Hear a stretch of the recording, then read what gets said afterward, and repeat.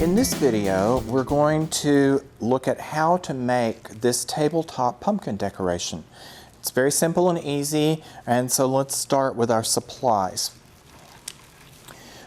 The main thing that you need is either a block of foam, preferably trimmed into somewhat of a circle, and or this piece, which is called a weighted base. That's available in our stores and should be available in other craft stores as well. It's weighted to use for topiaries to stick down in a pot or container. But in this case, it's great in order to give us the shape that our pumpkin needs. Then you need 16 pipe cleaners or chenille stems. And you need greening pins, which is this small U-shaped pin. Now in just emergency cases, you can of course unfold paper clips or use any other slightly firm wire that you may have. And so all we're going to do is take our chenille stem and fold it in half and use our greening pin just dipped in a little bit of glue so that it's not going to pull back out and insert into our foam. Now, if this is really stiff, if you sew, you can use a thimble to protect your thumb as you're pushing. Otherwise, you can also use pliers because sometimes you can hit hard spots in your foam. Now, I want to go around the base of the piece, leaving this so that it'll sit flat on the table, and just do my chenille stems and pins around the base. And for the top then, I want to inset slightly. Now notice I'm not going all the way to the center because the mesh puffs up and it fills that in, and you end up having to fight yourself too much if you go all the way to the middle. So now then we're ready here with our piece to start in with the mesh. This one, of course, that I already have done, I made with the natural burlap color. And now I'm going to use this 10-inch burlap mesh, which is in a persimmon color. And so that can show you how that things can look a little bit different depending on the colors you use. We also have at Trees and Trends available a soft golden color and a sort of a sagey green tone.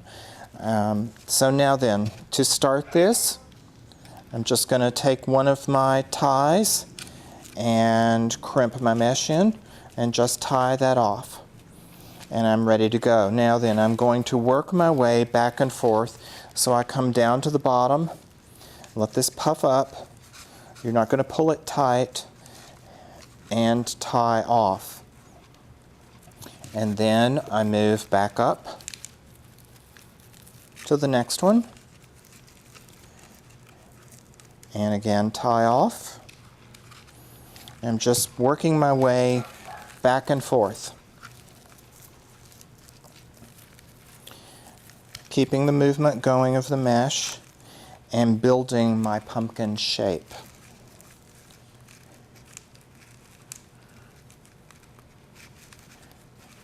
Tie that down, loop back up to the next one, and you can see how the mesh itself starts to form the ribs of your pumpkin. Now I'm using the burlap mesh.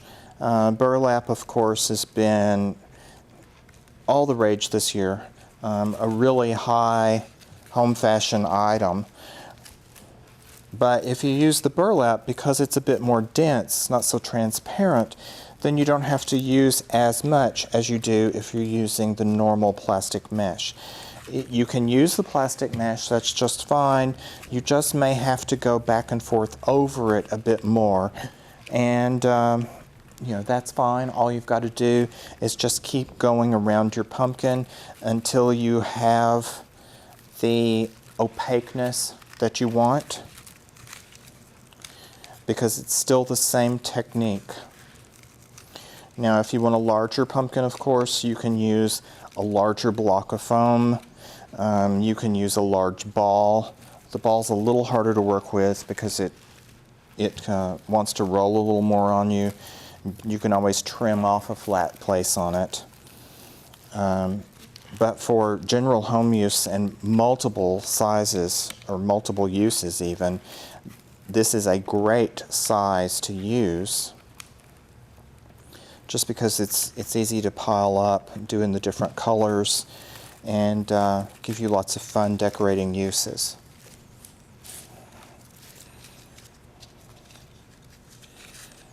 Just keep working our way around.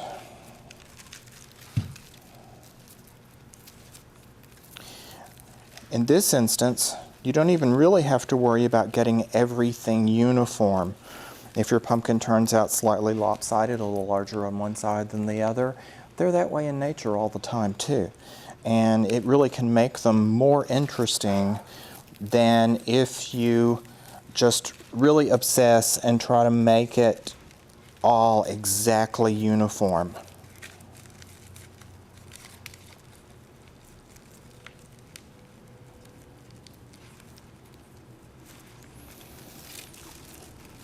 Just a few more ties, and we have this piece complete and ready to add our leaves. Okay, now then I'm to the last one, and since I started on the top before, I'm ending on the bottom. I can either come back up to the top and reuse one, or cut off and tuck in at the bottom. In this case, I think I'm just going to go ahead and pull it back up, and so my raw edge will be up in the top of the piece.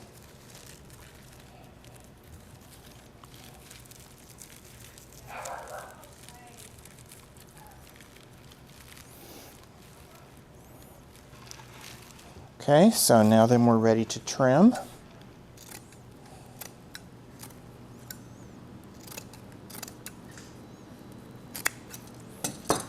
And just tuck that raw edge down in there.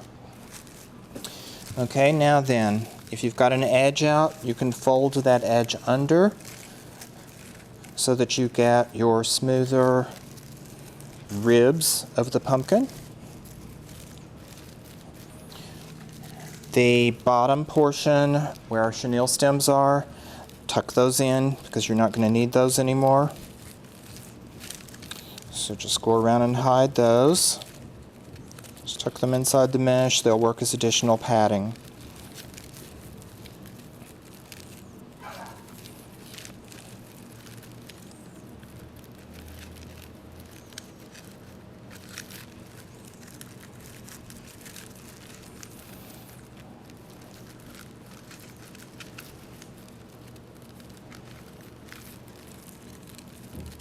Okay, once those are all hidden, sit it up.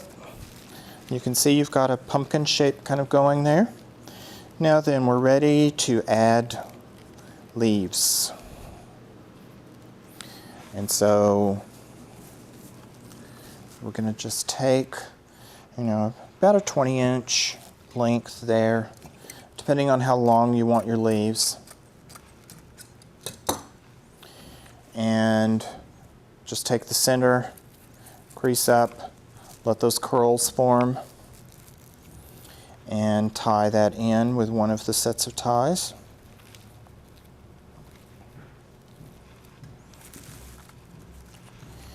And do another one along. Now if you do a shorter piece, and just to give you a slightly different texture, the other way you can go is to go from end to end and crease up, and that gives you a slightly different look, because of course as leaves are tilted and things, they look different, so you don't always need to do exactly the same thing from leaf to leaf, because it's all about texture and illusion. And so there I've got that little tighter piece,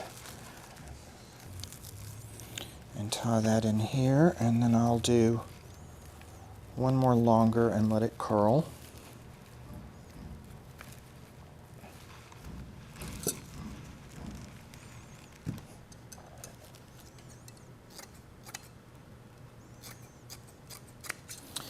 And that will finish our leaf portion.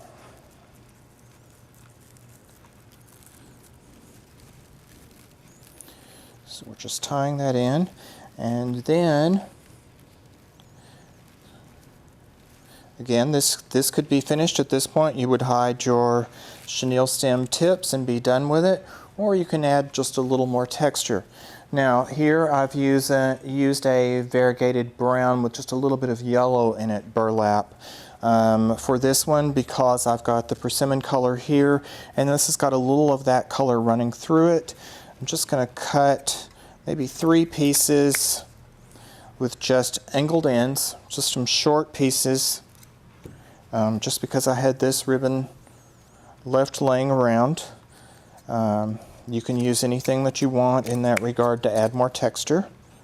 My pieces don't have to be a uniform length. Again, you want slight differences in this instance. Okay, and I'm just going to crimp in the center and tie that where these ends are kind of curling out. I'll use my chenille stems again. And it just gives you a little more interest pulling in there among my leaves.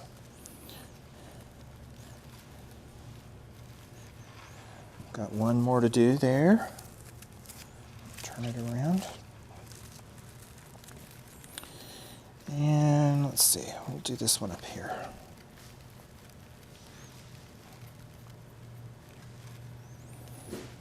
And then if I had a piece of vine, I might tie it in to do a stem, or I can do just some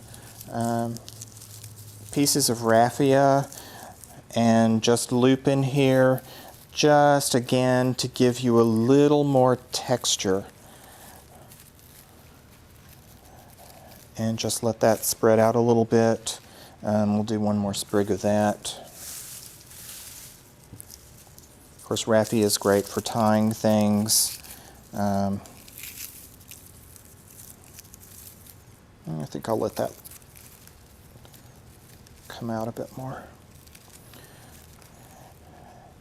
And then at that point, all we do is you can take your chenille stems and just curl. Just take the 2 ends and just wrap around your finger and curl them down in there. You don't even have to help hide on those because, of course, there are those little gripping tendrils on vines that do curl around things. So the chenille stems can just become a part of your decoration at that point. And that has your finished tabletop pumpkin. Do these in varying colors, make your leaves longer or shorter as you want.